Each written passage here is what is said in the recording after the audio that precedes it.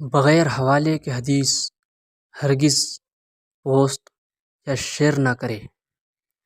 آج کل دیکھنے میں آیا ہے کہ بہت سی من گھڑت باتوں کو حدیث کہہ کر پوسٹ اور شیئر کیا جاتا ہے، جو کہ حدیث ہوتی ہی نہیں، بلکہ انتہائی ظلم کی بات یہ ہے کہ ان عبارتوں کے نیچے اکثر لکھا ہوتا ہے کہ اس حدیث کو زیادہ سے زیادہ شیئر کرے۔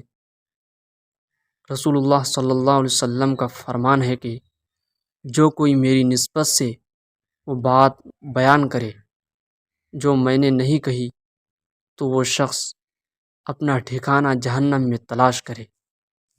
صحیح البخاری جلد نمبر 1 حدیث نمبر 109۔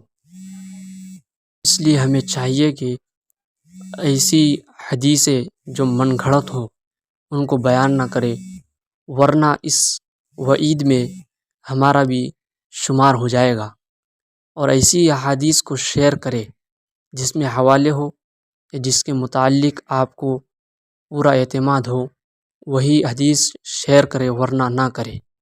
جزاک اللہ خیر۔